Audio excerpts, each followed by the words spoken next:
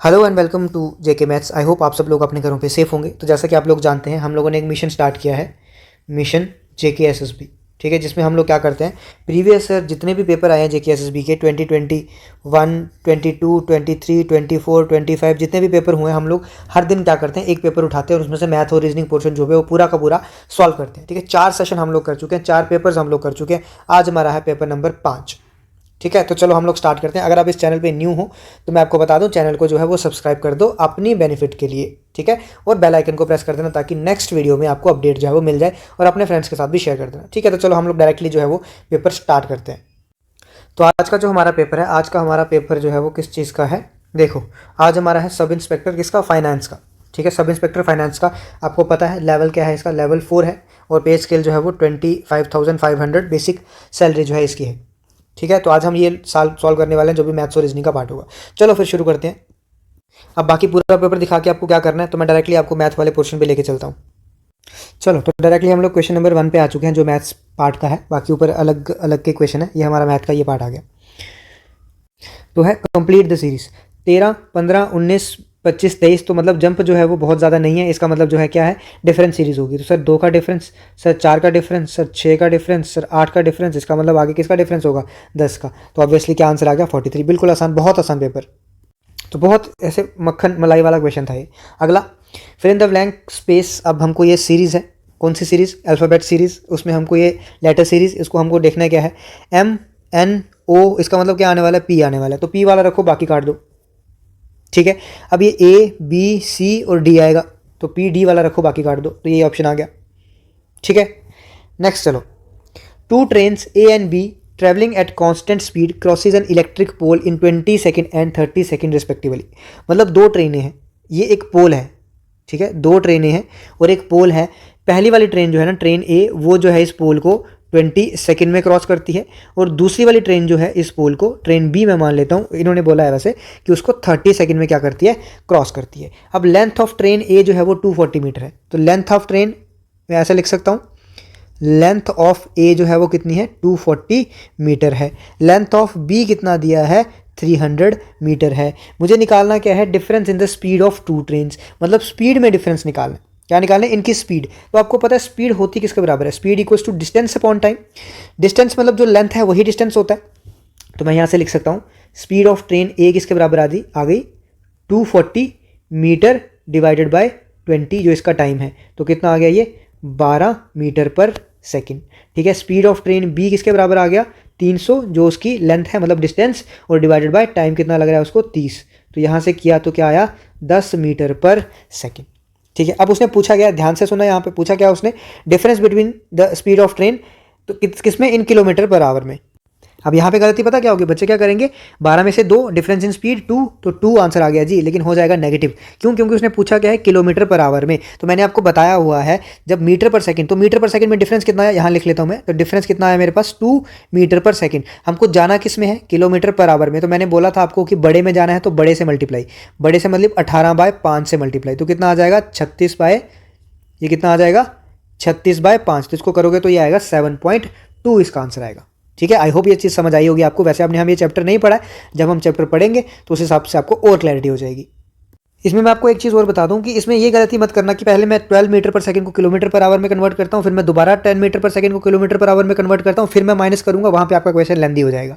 पहले direct difference निकालो, कितना आ गया, 2। अब आपको एक ही वैल्यू को कन्वर्ट करना पड़ रहा है। यहाँ पे आपको इसको कन्वर्ट करना था, फिर इसको कन्वर्ट करना था, ये दोनों पॉइंट्स में आते कहीं ना कहीं, तो फिर आपको माइनस भी पॉइंट्स में करना पड़ता, तो आपको थोड़ा सा जो है वो लेंदी हो जाता। आई होप ये समझ आ गया होगा आपको। अगर आ गया तो बढ़ते हैं अपने अगले क्वेश्चन पे।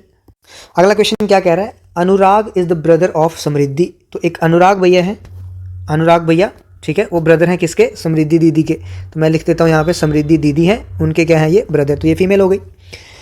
Zoya is the sister of Naina. अब मुझे ना यहाँ पे जोया पता है, ना मुझे नैना पता है, तो यहाँ पे मैं कुछ नहीं कर सकता अभी फिलहाल के लिए। नेक्स्ट देखो, तो ये मेरा अभी मैं कुछ नहीं कर सकता, तो मैं इसको ऐसे कर देता हूँ। नेक्स्ट है, समृद्धि इज द डॉटर ऑफ शरद से फादर। ठीक है, जो शरद का फादर है उसकी समृद्धि क्या है, डॉटर। मतलब कि शरद क्या होगा, इसका भाई होगा ना, शरद भाई होगा तभी तो शरद का जो फादर बनेगा। ठीक है, शरद का जो फादर बनेगा, तो मैं यहाँ पे अभी तक फादर लिखता हूँ, अभी मुझे नहीं पता कौन है फादर। तो शरद का जो फादर बनेगा उसकी क्या है, ये डॉटर है। तो इसका मतलब शरद क्या हुआ, समृद्धि का भाई हो गया। ये भी हो गया। अब आ गया Naina is the daughter of Rahul. अब मुझे नहीं पता राहुल कौन है, मुझे पता है क्या यहाँ पे, नहीं पता। And Zoya is the mother of Anurag, इतना मुझे पता है कि Zoya is the mother of Anurag. अब ये तीनों क्या है, भाई बहन है, इसका मतलब इनकी यहाँ पे माँ कौन है, जोया। ठीक है, तो जोया क्या आ गई, फीमेल आ चुकी है। ठीक है, इतना समझ आ गया आपको, Zoya is the mother of Anurag. Mayank is Naina's only sister's husband, ध्यान से सुनना क्या बोला है, मयंक जो है is Naina's only sister's husband, मतलब नैना की ओनली सिस्टर है कोई, उसका हस्बैंड है मयंक। ठीक है, नैना की ओनली सिस्टर है कोई, उसका कौन, हस्बैंड है मयंक। तो ऊपर जो हमने लाइन छोड़ी थी, नैना की सिस्टर कौन है, जोया, तो इसका मतलब जोया की बहन क्या आएगी, नैना। ठीक है, जोया की बहन क्या आएगी, नैना। अब नैना क्या है, Mayank is Naina's only sister's husband, इसका मतलब मयंक आ गया यहाँ पे। क्यों, क्योंकि तभी तो वो नैना की सिस्टर का क्या बना, हस्बैंड बना। ठीक है, इतना कंप्लीट हो चुका है। और हमारे पास क्या दिया है, और कुछ हमारे पास दिया है क्या, राहुल भी है कुछ। नैना इज राहुल डॉटर, तो नैना जो है वो राहुल की डॉटर है, इसका मतलब राहुल क्या आ जाएगा, यहाँ आ जाएगा। अब राहुल मर्द है कि औरत है मुझे नहीं पता, तो मेरे पास ट्री बन चुका है। आई होप आपको ट्री जो है वो समझ आया होगा। अगर आपको और ज़्यादा क्लैरिटी चाहिए तो मैंने जब ब्लड रिलेशन आपको पढ़ा रखा है वहाँ पे आप जाके देख सकते हो, आपको बहुत ज़्यादा क्लैरिटी मिल जाएगी। पूछा क्या, how is Sharad related to Rahul, Sharad जो है वो राहुल से कैसे रिलेटेड है। शरद कहाँ आया, ये, राहुल कहाँ गया, वो। इसका मतलब ये थर्ड जनरेशन है, थर्ड जनरेशन है तो ब्रदर नहीं हो सकता, सन नहीं हो सकता, सन इन लॉ नहीं हो सकता, बचा क्या, ग्रैंडसन बचा।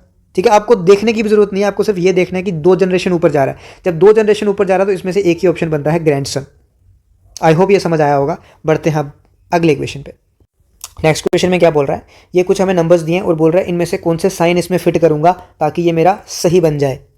ठीक है, अब यहाँ पे ध्यान से देखना, आप लोगों को क्या करना होता है। अब देखो 16 और 7 का भी कोई डायरेक्ट रिलेशन आपको नहीं दिख रहा है, 7 और 8 का भी आपको कोई डायरेक्ट रिलेशन नहीं दिखता है, 8 और 24 का दिखता है, क्योंकि 8 इंटू 3 करता हूँ जब मैं, तो 24 का मुझे रिलेशन दिखता है, और 24 और 6 का मुझे रिलेशन दिखता है।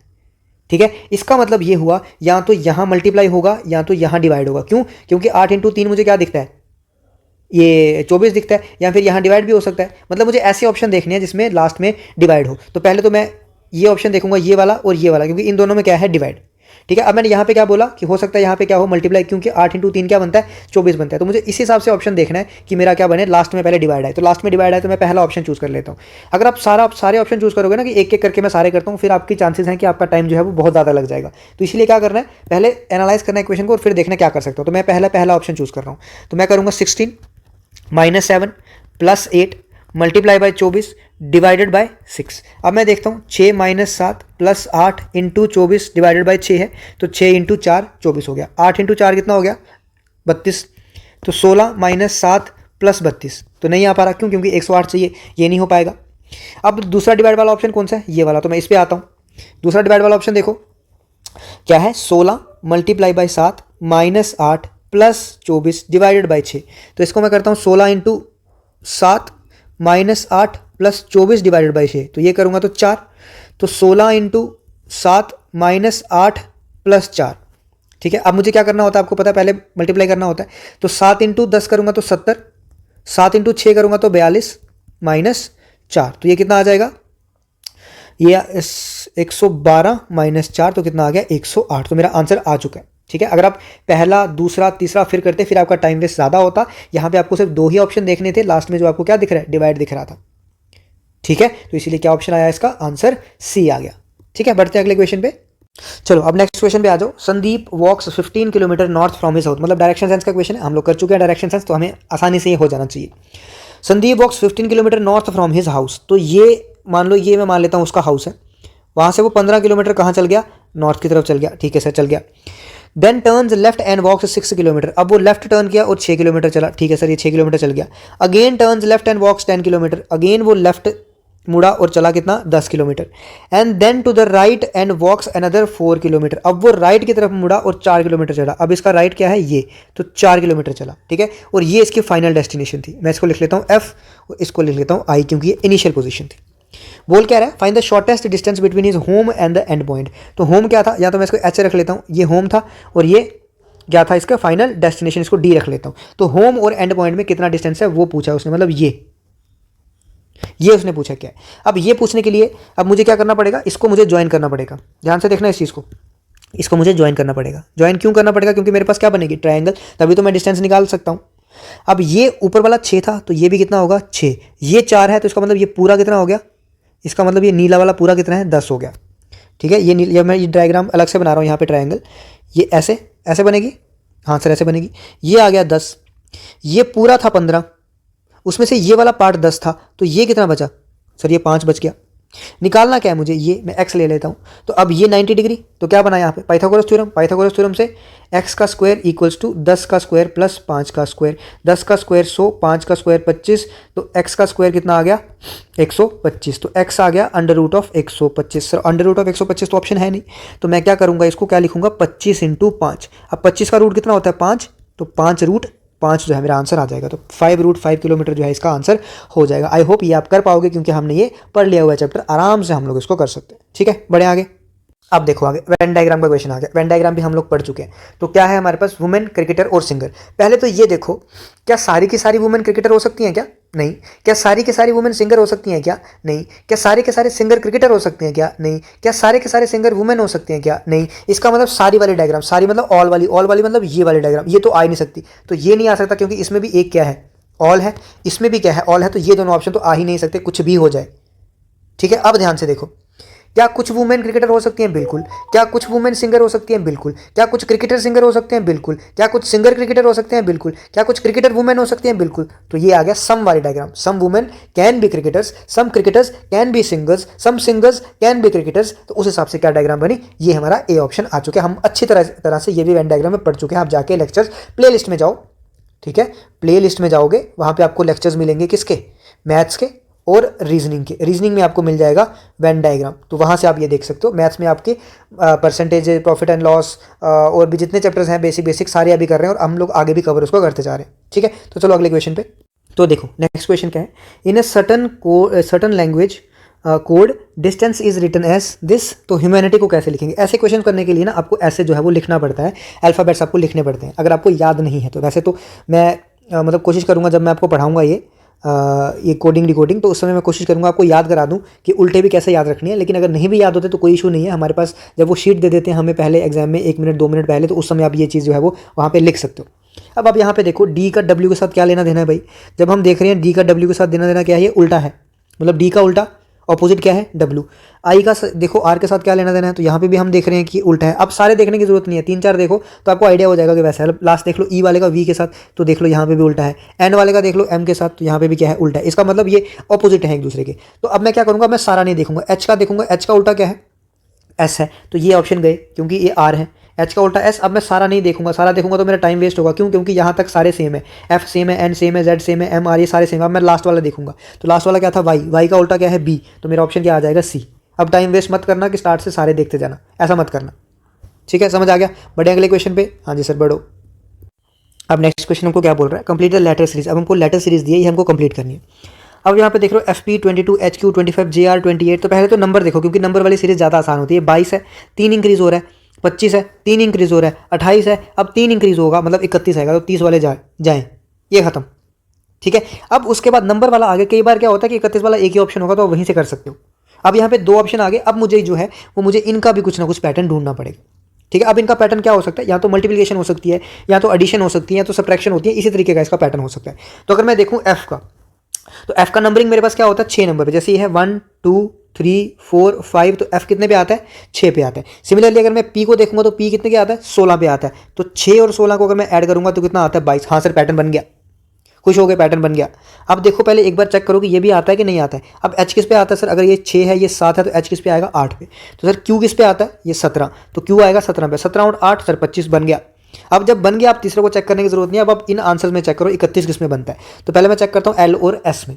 ठीक है, जब मैं देखूंगा एल कितना होता है 12, एस कितना होता है 19, तो 12 और 19 कितना हो गया 31। तो यहाँ से मेरा एल और एस ऑप्शन आ चुका है, मुझे दूसरा चेक करने की ज़रूरत नहीं है। आई होप समझ आ गया होगा। समझ आ गया है तो आगे बढ़ते हैं। और मैं आपको बता दूं कि अगर आप चैनल पे न्यू हो तो चैनल को सब्सक्राइब ज़रूर कर लेना, क्योंकि ये आपको बहुत हेल्प करने वाले हैं। MCQs आपके आने वाले एग्जाम्स में बहुत ज़्यादा हेल्प आपके करने वाले हैं। और वीडियो को लाइक और शेयर भी करते रहना, ताकि हमको भी तो मोटिवेशन मिलनी चाहिए ना। ठीक है, चलो आगे बढ़ते हैं। चलो भैया नेक्स्ट क्वेश्चन पे बढ़ते हैं। नेक्स्ट क्वेश्चन क्या बोल रहा है, ये हमारा वैसे तो सिलोजिज्म का क्वेश्चन है, अभी हमने पढ़ा नहीं है, लेकिन फिर भी अभी क्वेश्चन आया, यहाँ तो करना पड़ेगा क्योंकि आप लोग एमसीक्यूज देखने आए हो, आप लोग ये थोड़ी ना देख रहे हो कि आपने पढ़ा है कि नहीं पढ़ा है, आप लोग तो एमसीक्यूज देखने आए। तो चलो देखो, all bacteria are micro organism, तो ये बैक्टीरिया है, सारे के सारे बैक्टीरिया क्या है, माइक्रो ऑर्गेनिज्म। तो ये बैक्टीरिया ये क्या हो गए, all bacterias are micro organism, तो सारे के सारे बैक्टीरिया क्या हैं, माइक्रो ऑर्गेनिज्म है। इसका मतलब बैक्टीरिया माइक्रो ऑर्गेनिज्म के अंदर आएंगे। आप इसको ऐसे भी बना सकते हो, क्योंकि मेरी आदत है मैं इस तरह से बनाता हूँ। तो ये माइक्रो ऑर्गेनिज्म, ये बैक्टीरिया ऐसे भी बना सकते हो। उसके बाद बोल रहा है all pathogens are micro organism.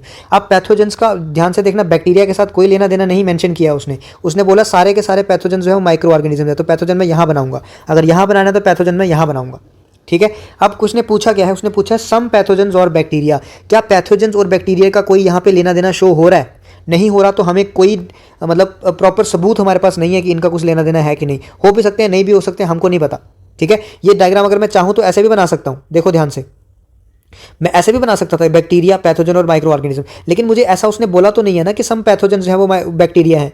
जब मुझे क्वेश्चन में नहीं दिया तो मैं कोशिश क्या करता हूँ हमेशा कि मैं यूनिक डायग्राम बनाऊँ कि वो यूनिक बने, ठीक है। इसीलिए ये वाला फॉल्स हो जाएगा। दूसरा ऑल पैथोजेंस और नॉट बैक्टीरिया, इसका मतलब नॉट मतलब कि ये बोला गया है कि सारे के सारे पैथोजेंस बैक्टीरिया नहीं है। तो मुझे जब पैथोजेंस और बैक्टीरिया के बीच में पता ही नहीं है इनका रिलेशन, तो मैं क्या कैसे बोल सकता हूँ कि ये पैथोजेंस बैक्टीरिया है या फिर पैथोजेंस बैक्टीरिया नहीं है, मुझे रिलेशन ही नहीं पता है दोनों का, ठीक है। तो जब रिलेशन नहीं पता तो ये भी क्या हो जाएगा, फॉल्स। तो इसका मतलब दोनों के दोनों क्या हो जाएंगे, फॉल्स। तो बहुत अच्छे लेवल का पढ़ने वाले हम लोग सिलोजिज्म जब पढ़ेंगे, ऐसा पढ़ाऊंगा कि उसको आपको कोई भी डाउट नहीं आएगा, एक भी क्वेश्चन में डाउट नहीं आएगा, हज़ारों क्वेश्चन कर डालेंगे हम लोग सिलोजिज्म के, ठीक है। तो बढ़ते हैं आगे।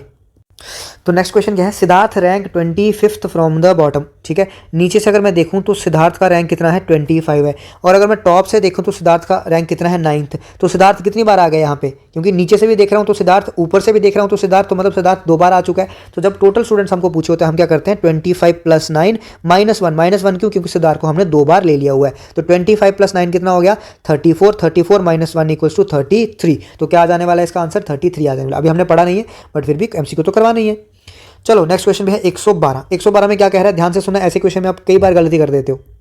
देखो अगले क्वेश्चन में, इस क्वेश्चन में आप मैक्सिमम टाइम जो है ना गलती करते हो, बहुत सारे बच्चे इसमें गलती करते हैं। गलती क्या करते हैं, पहले तो देखो प्रोसीड मतलब पी से आ रहा है, पी से मतलब पीछे वाला, ठीक है, पी से मतलब पीछे वाला, ठीक है। तो ये याद रखना आपको, पी से क्या है, पीछे वाला।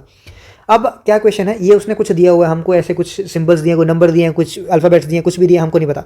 उसने क्या बोला, how many such symbols are there, क्या पूछा, सिंबल्स के बारे में पूछा। तो मैं लिख लेता हूँ यहाँ पे symbol, of which is immediately proceeded by a letter, मतलब जिसके पीछे क्या होगा, लेटर होगा, ठीक है। And immediately followed by a number, मतलब जिसके आगे क्या होगा, नंबर होगा। तो पहले तो ये लिख लो, इसका मतलब हमें क्या कॉम्बिनेशन चाहिए, हमें चाहिए लेटर सिंबल नंबर, क्या चाहिए, लेटर सिंबल और नंबर। तो ऐसा ढूंढो जिसमें लेटर सिंबल नंबर हो। जैसे सपोज ये लेटर है, ये सिंबल है, ये नंबर है, तो एक कॉम्बिनेशन ये बन गया। आगे मुझे ढूंढना है कि यहाँ पे लेटर सिंबल नंबर है कहीं पे, जैसे ये लेटर है तो यहाँ पे सिंबल नंबर, ये लेटर है, ये सिंबल है, ये नंबर है, तो ये बन जाएगा एक, 2 हो गए। उसके बाद मैं आगे देखूंगा कहीं पे लेटर सिंबल नंबर है, तो इसका मतलब सिंबल पे जाओ पहले, सिंबल है पीछे लेटर नहीं है, पीछे लेटर है सॉरी लेकिन आगे नंबर नहीं है, तो ये नहीं हो सकता। सिंबल है पीछे नंबर है, नहीं हो सकता। ये आगे, ये सिंबल है पीछे लेटर है, आगे नंबर है, तो ये हो गया, ठीक है। आगे कोई है, नहीं है। तो 3 हमारे पास कॉम्बिनेशन ऐसे बन गए जिसमें सिंबल के पीछे क्या है, प्रोसीड मतलब पीछे क्या है, लेटर, और आगे क्या है, नंबर, ठीक है। समझ आया, बढ़े आगे। नेक्स्ट क्वेश्चन आ गया, consider the following equation by interchanging the two, मतलब correct the following equation by interchanging the two signs. अब यहाँ पे देखो, मैं फिर आपको बता रहा हूँ, आपका दिमाग जो है ना वो तेज चलना चाहिए। क्वेश्चन सॉल्व करना जो है ना आपकी रिक्वायरमेंट है, नो डाउट, लेकिन क्वेश्चन सॉल्व कैसे करना है, किस तरीके से मेरे को क्वेश्चन को एनालाइज करना है, सबसे पहली प्रायोरिटी आपको वो होनी चाहिए।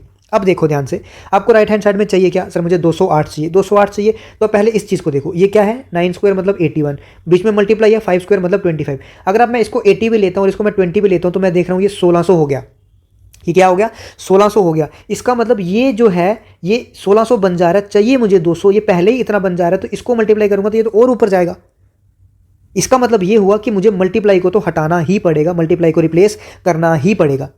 अब यहाँ पे मल्टीप्लाई नहीं दिया, ये ऑप्शन गया, यहाँ पे मल्टीप्लाई नहीं दिया, ये ऑप्शन गया। इसका मतलब मल्टीप्लाई को रिप्लेस करना ही पड़ेगा, इसका मतलब इन दोनों में से कोई ऑप्शन होगा। अब जब ऐसी सिचुएशन बने तो हमेशा लास्ट से चेक करो, ठीक है। इसका मतलब माइनस और मल्टीप्लाई को चेंज करके देखता हूँ, तो माइनस और मल्टीप्लाई मतलब मल्टीप्लाई की जगह माइनस, बाकी सेम रहेगा, और माइनस की जगह क्या हो जाएगा, मल्टीप्लाई। अब देखता हूँ क्या आता है कि नहीं। 9² 81, तो मैं इसको ऐसे कर लो, A² - B², तो A + B, sorry A + B × A minus B, ऐसा लिख सकता हूँ। ये हो गया 6 इंटू 6 36 इंटू 4, ठीक है, प्लस 8। अब देखो ध्यान से, 9 और 5 कितना हो गया 14 इंटू 9 माइनस 5 कितना हो गया 4, प्लस 36 इंटू 4 प्लस 8, ठीक है। 14 इंटू 4 कितना हो गया, 14 इंटू 2 होता है 28, 28 इंटू 2 कितना हो गया 56, ठीक है। उसके बाद आ गया आपका ये 36 इंटू 4, तो मैं 30 इंटू 4 करूँगा पहले। 30 इंटू 4 मतलब 120, 6 इंटू 4 24 प्लस 8, 8 और 4 12, 12 और 6 18, तो लास्ट में क्या आ रहा है 8 आ रहा है। इसका मतलब यहाँ से हल्का हल्का हमको आइडिया हो गया कि 208 आ सकता है, बट फिर भी 18 आया, एक कैरी, 2 और 1 3, 3 और 2 5, 5 और 5 10, 10 का 0, एक कैरी, एक और एक ये 2, तो क्या बना 208। आप जैसे भी ऐड करना चाहो आप कर सकते हो, आपकी मर्जी, ऐसे लिख के कर लो 56 120 24 8, फिर यहाँ प्लस भी लिखना, ठीक है, ऐसा प्लस लिखते जाना, फिर करना 8 और 4 कितना हो गया 14, फिर फिंगर्स पे काउंट करना कि कितना होता है, तो आपका कितना आ जाएगा 208 आ जाएगा, ठीक है। आपको जिस तरीके से भी करना है, तो आंसर कितना हो गया सी पार्ट। तो आपको आपने यहाँ पे देखा दिमाग चलाना जो है ना वो बहुत ज़्यादा इंपॉर्टेंट है। अगर आपने ये नहीं देखा होता कि भैया मल्टीप्लाई को मुझे चेंज करना ही करना है, तो आप पहले इसको भी चेक करते, इसको भी चेक करते, इसको भी चेक करते, इसको भी चेक करते, ठीक है। तो ये दिमाग जो है ना थोड़ा सा आपको प्रेजेंस ऑफ माइंड जो है वहाँ पे रखनी है, क्योंकि आधा क्वेश्चन आपका प्रेजेंस ऑफ माइंड से सॉल्व हो जाएगा, बाकी आपको आधा करना है, ठीक है। चलिए अगले क्वेश्चन पे। चलो भैया, if apple is known as mango, apple को क्या बोलते हैं मैंगो, मैंगो को क्या बोलते हैं बनाना। ये वाले क्वेश्चन आपको ना सारे पढ़ने की जरूरत नहीं होती, फिर बोल रहा हूँ, ये वाले क्वेश्चन आपको सारे पढ़ने की जरूरत नहीं होती, आप पूरा मत पढ़ो उसको, लास्ट में पूछो क्या पूछा है उसने। Then what would be the name of Indian national fruit. अब इसमें आपको कंफ्यूज नहीं होना, आपको तो पता ही है ना, फलों का राजा, राजा बोल रहा हूँ, फलों का राजा कौन, मैंगो, ठीक है, फलों का राजा आम। अब आम को हम लोग बोल क्या रहे हैं भैया, आम को तो हम केला बोल रहे हैं, बनाना बोल रहे हैं, तो इसका मतलब आंसर क्या हो जाएगा, बनाना हो जाएगा। सिंपल, इसको पूरा पढ़ने की जरूरत नहीं है, क्या बोला है, एप्पल को मैंगो, मैंगो को बनाना, बनाना को पपाया, पपाया को लीची, कुछ भी बोलता रहे हमको फर्क नहीं पड़ता, हमने डायरेक्टली आना है कि वो पूछा क्या है, ठीक है, समझ आ गया। बढ़े आगे, हाँ जी सर बढ़ो, ठीक है। तो देखो ये हम लोग कर चुके हैं डायरेक्शन सेंस, तो क्वेश्चन हमारा आसानी से हो जाएगा। तो पहले मैं डायरेक्शन बना लेता हूँ ऐसे, ठीक है, ये बन गया अभी ईस्ट वेस्ट, और ये बन गया आपकी नॉर्थ साउथ, ठीक है। ये क्या आ गया ईस्ट, ये क्या आ गया वेस्ट, ये क्या आ गया नॉर्थ, ये क्या आ गया साउथ। अब ध्यान से देखो फिर से, a girl is facing south, girl क्या फेस कर रही है, साउथ की तरफ, मतलब इस तरफ की तरफ फेस कर रही है। She turns 90 degree in the clockwise direction, तो 90 इन द क्लॉकवाइज मतलब यहाँ पहुँच गई, ठीक है। And then another 45 in the same direction, तो अनदर 45 मतलब अब कहाँ पहुँच गई, यहाँ पहुँच गई। And then 270 in the anti clock, ठीक है, पहले कैसे जा रही थी, इस तरीके से चल रही थी, अब ये कैसे चल रही है 270 एंटी क्लॉक, तो 270 मतलब अगर मैं यहाँ से पूरा पीछे ले लूँ ना, तो ये हो जाएगा 180, ये कितना हो जाएगा यहाँ से 180, तो यहाँ से 45 हमको क्या जाना पड़ेगा, सॉरी 90 क्या जाना पड़ेगा, और तो 90 यहाँ से, और मतलब ये, क्योंकि एंटी क्लॉक जाना है ना, तो ये। तो अब उसने पूछा फाइनल डायरेक्शन उसकी ये आ गई, ये कौन सी डायरेक्शन है, नॉर्थ ईस्ट आपको दिख रहा है, तो which direction is he facing now, तो क्या आंसर हो जाएगा नॉर्थ ईस्ट। अगर आपको ये नहीं कंसेप्ट समझ आया तो आप लोग जाके देख सकते हो, डायरेक्शन सेंस वाला जो क्वेश्चन है वहाँ पे मैंने ये अच्छे तरीके से आपको समझाया हुआ है। बढ़े आगे, हाँ जी सर बढ़ो। चलो जी अगले पे चलते हैं, अच्छा क्वेश्चन है, अच्छा मतलब आसानी क्वेश्चन है, क्या ही है, जब पढ़ा हो तो फिर आसान ही लगता है, हमने पढ़ा तो हमें आसान लगेगा। Pointing to a man in the photograph, इसका मतलब जो फोटोग्राफ में क्या है, फोटोग्राफ में आदमी है, याद रखना। कभी कभी ये भी पूछ लिया जाता है लास्ट में, बहुत सारा कुछ दे दिया जाता है तो बोल दिया जाता है कि फोटोग्राफ में क्या था, ठीक है। तो फोटोग्राफ में क्या होता है, ये 3 जो ऑप्शन होते हैं ना, तो 3 ऑप्शन में से 3 जो होते हैं वो लेडीज़ होती हैं और एक ही होता है जो मर्द होता है, तो उसी में से ऑप्शन जो है जो भी मर्द वाला होगा उनको उसमें हमको ट्री बनाने की जरूरत भी नहीं पड़ती है, तो इसलिए बोलते हैं कि प्रेजेंस ऑफ माइंड जो है वो हमेशा होनी चाहिए। तो क्या है, pointing to a man in the photograph, women said, women ने कहा, he is the only grand son of my father's father in law, of my father's father in law. मैंने आपको 1000 बार समझाया जब मैंने ब्लड रिलेशन पढ़ाया, मैंने आपको बोला कि ऑफ के बाद से स्टार्ट करना है आपको, ठीक है, ऑफ के बाद से स्टार्ट करना है। Of my father's father in law, my मतलब वो वुमेन जो बोल रही है, उसके जो फादर हैं, मतलब वुमेन के क्या आगे, फादर आगे, ठीक है, उसके फादर के फादर इन लॉ, तो फादर के फादर इन लॉ कौन होंगे, तो फादर के बाद यहाँ पे पहले क्या आएगी, मम्मी, जो मम्मी के पिताश्री होंगे, यहाँ पे मैं लिख सकता हूँ ग्रैंडफादर, ठीक है, या फिर मम्मी के मदर्स फादर, ठीक है, जो मम्मी के पापा होंगे वो क्या होंगे, फादर के फादर इन लॉ। यहाँ से समझ आया, of my father's father in law क्या है, वो ओनली ग्रैंडसन है, कौन, जो फोटोग्राफ में बताया जा रहा है। तो ग्रैंडसन मतलब, तो ग्रैंडसन का ऑब्वियसली बात है कि थर्ड जनरेशन आएगी, ये एक जनरेशन, ये दूसरी जनरेशन, मतलब सेकंड जनरेशन आएगी नीचे, तो इसका मतलब वो क्या होगा, इसका ब्रदर होगा, ठीक है। आई होप आपको समझ आया होगा, नहीं आया एक बार फिर से सुनो, मैं फिर से बना रहा हूँ आपके लिए, दोबारा से सुनना, आपके लिए दोबारा से बना रहा हूँ। Pointing to a man in the photograph, मैंने हमेशा बोला है कि पहले स्टार्ट कहाँ से करना है, ऑफ के बाद से, ठीक है, ऑफ के बाद से स्टार्ट करना है। तो of my father's father in law, of माई मतलब वुमेन बोल रही है ना, तो वुमेन बोल रही है, वुमेन कि उसके फादर का फादर इन लॉ, तो उसकी मदर होगी पहले, उसका फादर होगा वुमेन का, उसका फादर का फादर इन लॉ, तो फादर का फादर इन लॉ कौन होगा, मदर्स फादर हुआ, ठीक है। And my mother is the only child of my grandfather, तो मतलब उसके ग्रैंडफादर जो थे ये वाले, उसका ओनली चाइल्ड जो था उसकी माँ थी, ठीक है। अब बात किसके बारे में की जा रही है, pointing to a man in the photograph, photograph में जो आदमी था, he is the only grandson, grandson मतलब ये पहली जनरेशन, ये दूसरी जनरेशन, ये तीसरी जनरेशन, इसका मतलब यहीं पे आएगा वो, जब यहीं पे आएगा तो इसका मतलब क्या आएगा, उसका ब्रदर आएगा, वुमेन का क्या आएगा, ब्रदर आएगा। Then how this man is related to the women, तो वुमेन से कैसे रिलेटेड होगा, ब्रदर होगा, ठीक है। वुमेन का हस्बैंड नहीं हो सकता, क्यों, क्योंकि ग्रैंडसन बोला है, ठीक है। ग्रैंडसन मतलब डायरेक्ट रिश्ता है, डायरेक्ट रिश्ता है मतलब पोता है, तो मतलब ब्रदर होगा। समझ आ गया, समझ आ गया, तो बढ़ते हैं आगे। तो नेक्स्ट क्वेश्चन समझाने के लिए मुझे थोड़ा सा आपको कंसेप्ट देना पड़ेगा, तो 1 मिनट मेरे साथ बन जाना और ये क्वेश्चन आपका इतना ईजी हो जाएगा कि इतना ईजी आपने नहीं किया होगा। पहले मुझे आपको थोड़ा सा इसका कंसेप्ट देने दो। जैसे देखो, मान लो मैंने बोला कि हमारी क्लास कितने बजे होती है, 12 बजे होती है, ठीक है। मैंने क्या बोला, हमारी क्लास होती है एग्जैक्ट 12 बजे। अब कोई जो है, कोई बंदा कितने बजे आया, 12:06 पे आया, इसका मतलब वो 6 मिनट क्या आया, लेट आया, तो ये लेट आया मतलब 12:06 पे आया। और एक बंदा क्या आ गया, 11:50 पे ही आ गया, वेट करता रहा कि सर कब क्लास लेंगे, तो इसका मतलब ये क्या आ गया, 10 मिनट पहले आ गया, तो ये क्या आ गया, अर्ली आ गया। तो ये टाइम में अर्ली आ गया, ये टाइम में लेट आया। अगर मैं दोनों में देखूँ टाइम में डिफरेंस कितना है, तो 11:50 से लेके 12:06 तक कितना डिफरेंस होता है सर, 16 मिनट। 16 कैसे सर, 11:50 से 12 तक पहले अगर देखूं तो इसके बीच में मैं देखूंगा तो 10 मिनट, और यहाँ पे देखूंगा तो 6 मिनट और, तो इसका मतलब डिफरेंस कितना आ गया, time difference, total time difference कितना आ गया, 16 मिनट। सर फिर से समझाओ। मान लो मैंने बोला क्लास जो है वो 4:15 पे स्टार्ट होती है, ठीक है सर, मान गए। कोई बच्चा आ गया 4:13 पे, सर वो अर्ली आ गया, जल्दी आ गया। कोई बच्चा आया 4:16 पे, सर वो लेट आया। कितने मिनट लेट, ये 1 मिनट लेट आया, और ये 2 मिनट अर्ली आया। तो टाइम डिफरेंस कितना हुआ, 2 + 1 3, 3 मिनट का टाइम डिफरेंस हो गया, क्योंकि अब यहाँ से भी देखो 13 से 16 के बीच में 3 मिनट का टाइम डिफरेंस। इसका मतलब अगर कोई 2 मिनट अर्ली आ रहा है और 10 मिनट लेट आ रहा है, तो डिफरेंस कितना होगा, 12 मिनट। अगर कोई 6 मिनट अर्ली आ रहा है और 10 मिनट लेट आ रहा है, तो डिफरेंस कितना होगा, 16 मिनट। आई होप आपको ये कंसेप्ट जो है थोड़ा समझ आया होगा। टाइम डिफरेंस कितना हो जाएगा, दोनों को ऐड, अर्ली और लेट वाले दोनों को ऐड करके क्या आ जाएगा, टाइम डिफरेंस आ जाएगा। अगर ये कंसेप्ट समझ आ गया तो क्वेश्चन खत्म हो गया। देखो अगले 1 मिनट के अंदर अंदर, देखो ध्यान से। अब क्वेश्चन को पढ़ लेते हैं। A man rides a motor bike at 18 km/h and reaches his office 6 minutes late. बंदा क्या करता है, 18 किलोमीटर प्रति घंटे की स्पीड से चलाता है, लेकिन फिर भी वो 6 मिनट लेट पहुंचता है। अगले दिन वो क्या करता है, अपनी स्पीड को इंक्रीज़ कर देता है और 27 किलोमीटर प्रति घंटे की स्पीड से चलाता है और ऑफिस 10 मिनट अर्ली पहुंच जाता है। तो बताओ कि ऑफिस जो है वो घर से कितना दूर है। अब मुझे ये बताओ, सपोज करो आपको अपने घर से कहीं शॉप पे जाना है किसी में, ठीक है। तो आप चाहे धीरे चलो, आप चाहे फास्ट चलो, क्या उनका डिस्टेंस जो है वो कम ज़्यादा हो जाएगा क्या शॉप का और घर का?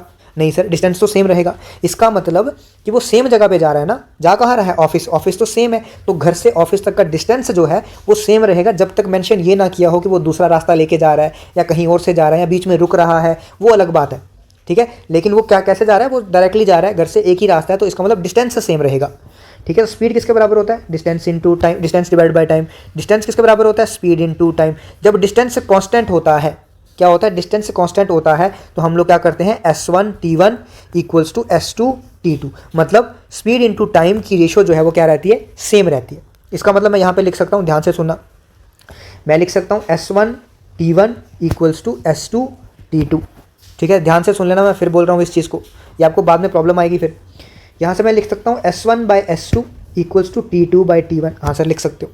अब S1 मुझे दिया 18, तो इसकी जगह 18, S2 मुझे दिया है कितना, 27, तो इसकी जगह 27। यहाँ पे मैं लिख लेता हूँ T2/T1, ठीक है। मुझे टाइम नहीं दिया कितने बजे पहुँच रहा है, मुझे बोल रहा है कि कितना लेट या कितना अर्ली है, तो ये टाइम है कितने बजे पहुँच रहा है, तो ये टाइम 6 मिनट और 10 मिनट नहीं होगा, याद रखना। 9 से काटा 9 × 2, 9 से काटा 9 × 3, तो T2/T1 कितना आ गया, 2/3। इसका मतलब इन दोनों में डिफरेंस कितना आ रहा है सर, डिफरेंट टाइम डिफरेंस कितना आ रहा है, 1 रेशो का। 1 रेशो किसके बराबर है, इसमें टाइम डिफरेंस कितना है, 6 मिनट लेट और 10 मिनट अर्ली। मैंने क्या बोला था, ऐड कर देना है, तो 16 मिनट का, मतलब 1 रेशो जो है वो 16 मिनट के बराबर है। यहाँ से ये समझ आया, अब टाइम डिफरेंस आ चुका है, एक रेशो की वैल्यू आ चुकी है। अब आपको निकालना है डिस्टेंस। आप चाहे यहाँ से निकालो चाहे यहाँ से निकालो, ठीक है। सपोज मैं यहाँ से निकालता हूँ, इसके लिए मुझे T1 चाहिए। T1 कितनी रेशो है? 3। अगर एक रेशो जो है वो 16 के बराबर है तो T1 कितना है? 3 रेशो, तो कितना हो जाएगा? 16 × 3 कितना हो जाएगा? 48 मिनट। तो डिस्टेंस किसके बराबर हो जाएगा? S1 स्पीड कितनी है? 18 इंटू T1 ये कितनी है? 48, लेकिन ये मिनट है तो मुझे क्या करना पड़ेगा? इसको और में कन्वर्ट करना पड़ेगा, डिवाइड बाई 60। अब मैं करूँगा 6 × 8 48, 6 × 10, यहाँ से मैं करूँगा 2 × 4 2 × 5, तो ये मेरा आ जाएगा 72 डिवाइड बाई 5। जब मैं डिवाइड करूँगा तो आएगा 14.4। अब यहाँ पे कई लोग बोल रहे होंगे सर ये तो इतना आसान क्वेश्चन था, आप लोगों ने आपने इतना मुश्किल क्यों बनाया? ये मुश्किल नहीं है, मैं आपको बता रहा हूँ कि ये कंसेप्ट अगर आपने सीख लिया ना तो आप बड़े बड़े क्वेश्चनों को आराम से कर सकते हो। अगर मैं इस पर्टिकुलर क्वेश्चन की बात करूँ तो इस क्वेश्चन को मैं आसान तरीके से भी सॉल्व कर सकता था, लेकिन पहले मुझे आपको कंसेप्ट सिखाना था। अब मैं आपको आसान तरीका बताता हूँ। डिस्टेंस किसके बराबर होगा? स्पीड 1 स्पीड 2 इंटू टाइम का डिफरेंस, ये है इसका डायरेक्ट फार्मूला। स्पीड 1 दोनों स्पीडों को मल्टीप्लाई करो और टाइम डिफरेंस को मल्टीप्लाई करो, डिवाइडेड बाय स्पीड का क्या ले लो? डिफरेंस ले लो। स्पीड 1 कितनी थी? 18, दूसरी कितनी थी? 27। टाइम डिफरेंस कितना था? 16। डिफरेंस कितना था दोनों में स्पीडों में? 9। तो 9 × 2 कितना आ गया? 18। अब यहाँ से जब मल्टीप्लाई करोगे तो इसको कन्वर्ट करना पड़ेगा फिर किस में? किलोमीटर में, क्योंकि ये क्या था? 16 क्या था? मिनट थे, तो इसको मैं डिवाइड बाई 60 भी करना पड़ेगा मुझे। तो 2 से 30, ये गया 3 से, 3 × 9 3 × 10 2 × 5 2 × 8, तो वही आया 72/5। लेकिन फिर मैं वही बात बोलूँगा क्या कि आप ये रटोगे क्या फार्मूला? अगर आप रट भी लोगे आपको वहाँ पे याद रहेगा? क्या गारंटी है आपको याद रहेगा? याद रह गया फिर तो बहुत अच्छी बात है, लेकिन अगर आपने ये सीखा होगा, ये सीखने के बाद आपका हर एक क्वेश्चन इस टाइप का आपका निकलेगा, ठीक है। अब मैं बताता हूँ कि अगर यहाँ पे लेट होता या अर्ली होता तो फार्मूले में फिर चेंजेस हो जाती। अगर टाइम डिफरेंस निकालना होता फिर फार्मूले में यहाँ पे चेंजेस हो जाती। लेकिन ये वाला कंसेप्ट जो है वो हर बार आपका चलता, हर एक क्वेश्चन में चलता। इसीलिए मैं आपको वो चीज़ें बताता हूँ जो आपके लिए हर एक जगह पे काम आएगी, ठीक है। आई होप समझ आया होगा। आगे बढ़ते हैं हम लोग अपने अगले क्वेश्चन पे। अगला क्या है? In a certain language temperature is written as this, how would direction be written in the same code language? आप देखो अगले क्वेश्चन में तो क्या बोला, डायरेक्शन कैसे लिखा जाएगा। अब देखो ध्यान से देखना इस चीज़ को। टी का अगर मैं वी से देखूँ तो टी का देखूँ तो +2 हो रहा है, मतलब एक छोड़ के एक। अगला वाला देख लेता हूँ ई का और जी का, ई का भी ये है एक छोड़ के एक। एम का देख लेता हूँ और ओ का एक छोड़ के एक। तो इस तरीके से चल रहा है एक छोड़ के एक। अब जरूरी नहीं है कि आपको सारा देखना है, अब आप लास्ट में से 1-2 देख लो। यू का और डब्ल्यू का क्या है? एक छोड़ के एक। ई और जी का क्या है? वही एक छोड़ के एक। इसका मतलब एक छोड़ के एक वाला पैटर्न चल रहा है। अब हमको क्या करना है? अब हमको ये सारा नहीं देखना है, पहले तो देखना है लास्ट वाला। आप ये देखो डिफरेंस कहाँ पे है। ये स्टार्ट वाले सेम है, आप देख रहे हो स्टार्ट वाले 4 जो है वो सेम है, तो इसको आपको चारों को देखना पड़ेगा, आपका सेम आएगा। तो इसीलिए इस यहाँ से देखना ही नहीं है हमको, हम लास्ट से स्टार्ट करेंगे। एन है तो एन का एक छोड़ के एक क्या आएगा? पी। तो जो पी है उसको रखो, बाकी वाला हटाओ। ये आर था, ये हटाओ, पी वाले ऑप्शन रहेंगे। अब देखो डिफरेंस कहाँ पे आ रहा है, ठीक है। डिफरेंस कहाँ पे आ रहा है? ये वाले नंबर पे। बाकी सारे क्या है? सेम। ये देखो बाकी सारे क्या है? सेम। तो बाकी देखने की जरूरत नहीं है। ये वाला देखो लास्ट थर्ड वाला, तो लास्ट थर्ड वाला क्या है? आई। तो आई में एक छोड़ के एक क्या आता है? के। तो इसका मतलब ये ऑप्शन आएगा जिसमें क्या है? के है। इस तरह से देखा करो, आपका टाइम जो है वो बचेगा इससे, ठीक है। चले आगे। हाँ सर चलो नेक्स्ट है कंप्लीट द सीरीज 182 210 240 272। यहाँ से आपको दिख रहा है बहुत ज़्यादा जंप नहीं ले रहा है, जंप है ही नहीं मतलब। तो इसका मतलब कौन सी सीरीज़ है? डिफरेंस सीरीज़ है। जब डिफरेंस सीरीज़ है इसका मतलब निकालो डिफरेंस। जब डिफरेंस निकालेंगे तो इसका डिफरेंस कितना होगा? 28। इसका डिफरेंस कितना होगा? 30। इसका डिफरेंस कितना होगा? 32। तो सर पैटर्न मुझे सामने दिख रहा है, 2 का इंक्रीज हो रहा है। इसका मतलब सर इसका डिफरेंस कितना आएगा? 34 आएगा। तो 4 और 2 कितना हो जाएगा? 6 7 3 10 1 306। तो आंसर आ जाएगा कितना? 306, ठीक है। हो गया, आराम से हो जाएगा। नेक्स्ट है आर्कियोलॉजिस्ट। तो मतलब आर्कियोलॉजिस्ट क्या होता है? जो आर्कियोलॉजी को स्टडी करता है। आर्कियोलॉजी मतलब study of past human life. आप देखते हो ना आर्कियोलॉजिकल सर्वे ऑफ इंडिया, जो पास्ट मतलब क्या हुआ था, पहले सिविलाइजेशन कैसी थी, कहीं पे कुछ हड्डियाँ मिल जाती हैं, कहीं पे कुछ आर्टिफैक्ट्स मिल जाते हैं, वो सारा किस में आता है? आर्कियोलॉजिकल सर्वे में आता है। तो इसका मतलब जो स्टडी करते हैं पास्ट ह्यूमन्स को, वो क्या है? आर्कियोलॉजिस्ट होता है। मतलब आर्कियोलॉजी मतलब study of past human life, और आर्कियोलॉजी जो उसको स्टडी करता है। वैसे ऑर्निथोलॉजिस्ट मतलब जो बर्ड्स की स्टडी करेगा। किसकी? बर्ड की जो स्टडी करेगा उसको क्या बोलते हैं? ठीक है, तो क्या आएगा? बर्ड की स्टडी, ऑर्निथोलॉजिस्ट, ठीक है। आपको याद होगा अभी अब अक्षय कुमार की एक मूवी आई थी बर्ड मैन करके, ठीक है। उसमें वो क्या बना था? वो यही तो था, पहले यही था, उसके बाद क्या हो गया? वो चेंज हो गया था। तो जैसे सलीम अली है, जैसे सलीम अली नेशनल पार्क है ना JNK में, ठीक है। तो वो क्या थे? उनको सलीम अली को क्या बोला जाता था? बर्ड मैन बोला जाता था। तो वही क्या थे? वही थे हमारे ऑर्निथोलॉजिस्ट, ठीक है। आई होप आपको समझ आया होगा। आज का पेपर हमारा हो चुका है ख़त्म, ठीक है। आई होप आपको चीज़ें समझ आ रही होंगी। सेशन था हमारा 5, पेपर था आज का सब इंस्पेक्टर फाइनेंस, ठीक है, आपने देखा लेवल ठीक ठाक था, बहुत ज़्यादा मुश्किल नहीं था, ठीक ठाक लेवल था, अच्छा लेवल था। ठीक है, तो इसी लेवल के आपको पूछे जाने वाले हैं। अभी आपको जो इंस्पेक्टर का, सब इंस्पेक्टर का आने वाला है एसआई का, वो भी इसी लेवल का पूछा जाएगा। ठीक है, तो आई होप समझ आ रहा है तो सब्सक्राइब करना है और लाइक और शेयर भी करते रहना है। ठीक है, आज के लिए इतना रखते हैं, मिलते हैं अपने नेक्स्ट सेशन में। और अपना कमेंट करके बता दिया करो कि अगर आपको कोई पर्टिकुलर पेपर चाहिए, जैसे सपोज कोई पर्टिकुलर आपकी इच्छा है कि भैया मुझे ये वाला पेपर चाहिए, सर मुझे ये वाला पेपर चाहिए, दीदी मुझे ये वाला पेपर चाहिए, कुछ भी बुला लो यार, तो आप अपने हिसाब से कमेंट करके बता सकते हो। ठीक है, तो चलते हैं आज के लिए, शुक्रिया, टाटा, बाय बाय।